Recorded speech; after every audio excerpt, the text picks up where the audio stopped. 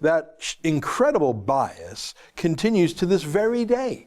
And joining us now with another incredible story on the subject is the same man who brought us those leaked videos of the Google staff meeting, namely Allum Bokhari of Breitbart.com. He's the senior tech reporter over there. Allum, great to see you again. Another day, another great story about the politicization of the tech industry. Tell us a little bit about the case of, and I'm not sure if I'm pronouncing his name right, Mike Walker or Mike Walker.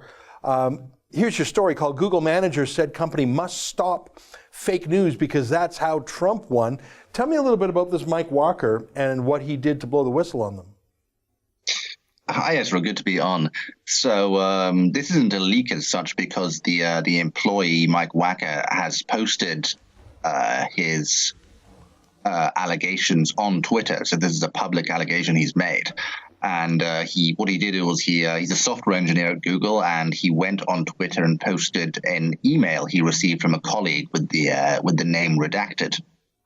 And his colleague at Google says that when he posted a comment regarding fake news on Google search, someone at the company then reported it to human resources, even though he didn't say he was, in favor or against. Just he said he cautioned that we needed to be careful.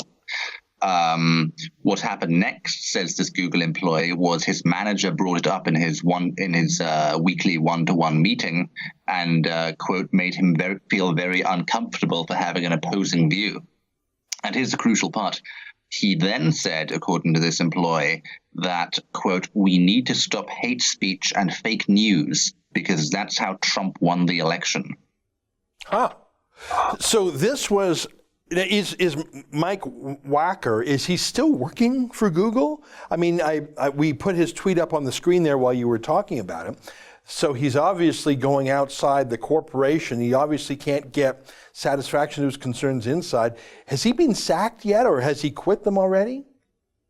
Well, his Twitter profile says he's still at the company. I have every reason to believe he is still at the company. So he is, I believe, an employee at Google blowing the whistle here. Wow.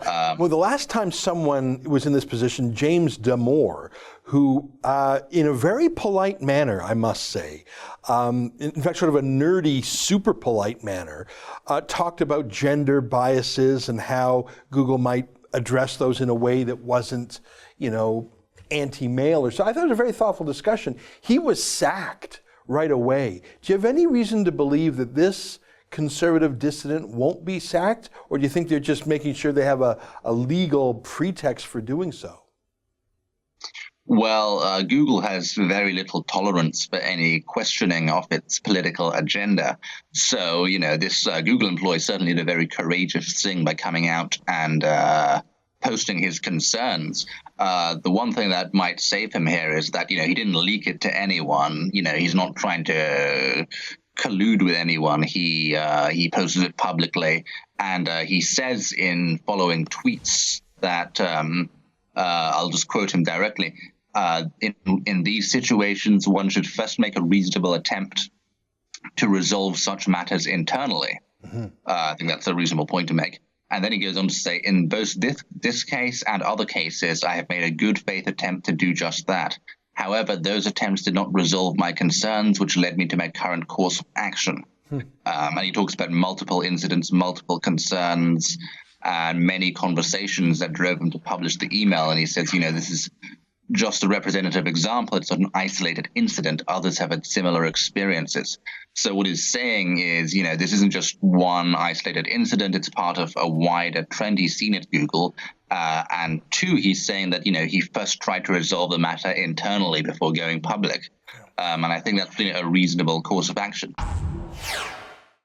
That's an excerpt from the Ezra Levant show. Every day, I do a video monologue, and then I interview an interesting guest. And then I end by reading my hate mail, but you've got to subscribe to it, which you can do at therebel.media/shows.